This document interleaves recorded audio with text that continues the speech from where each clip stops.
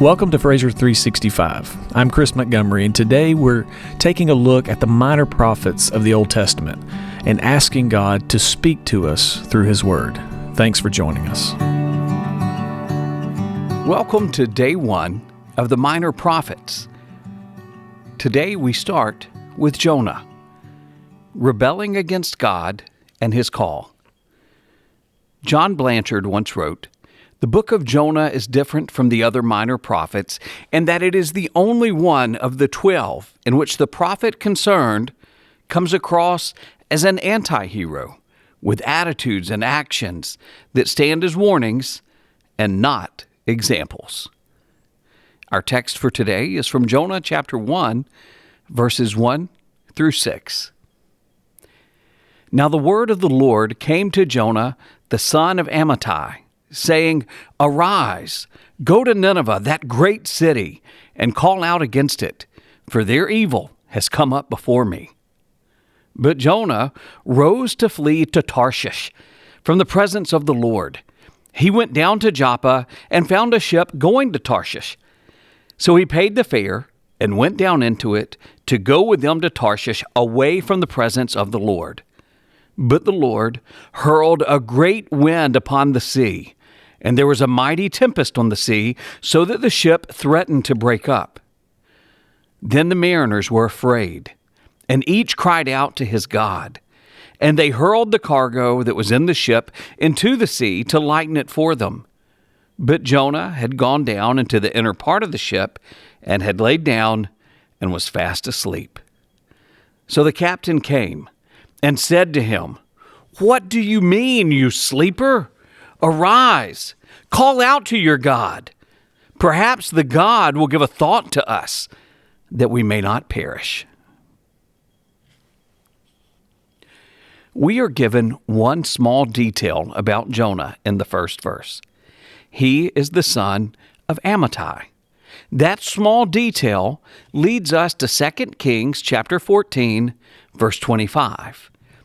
He restored the border of Israel from Lebo-Hamath as far as the sea of Arabah, according to the word of the Lord, the God of Israel, which he spoke by his servant Jonah, the son of Amittai, the prophet, who was from Gath-Hepher.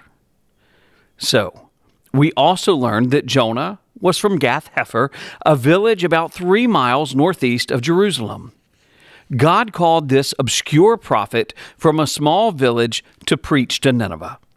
At that time, Nineveh was the capital of Assyria, located in modern-day northern Iraq. So God called Jonah to go to the greatest city of the ancient Near East, which was well known for idolatry and immorality. Every prophet of God was chosen by God and set apart to serve Him. A prophet called by God was required to obey Him. However, when God called Jonah to go, this prophet said no. Instead of taking the 500-mile journey to the northeast, Jonah traveled some 60 miles to the southwest. He went down to Joppa. That's according to Jonah 1, verse 3. This journey would have taken him several days, which would have given Jonah plenty of time to repent and turn back to God. Rather than obey God's call to preach to Nineveh, Jonah headed toward Tarshish, seeking to flee from the presence of the Lord.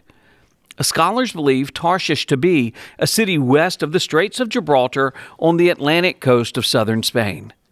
In Jonah's day, people thought there was nothing beyond Tarshish. Jonah went to what he thought was the end of the earth to get as far away from God as he thought possible. Jonah intentionally and relentlessly rebelled against God's commands. He got on a ship and tried to run from God. His disobedience endangered everyone on the boat. While they were terrified, Jonah slept. The captain of the ship awoke Jonah and asked him to pray. A pagan captain was more concerned about seeking God than the prophet called by the Lord. Some questions to consider. In what ways have you intentionally rebelled against God? Why would Jonah think that he could flee from God's presence? In what ways have your actions revealed the same pattern of thinking? And finally, how does your sin impact those around you? Thank you for joining us. Have a great day.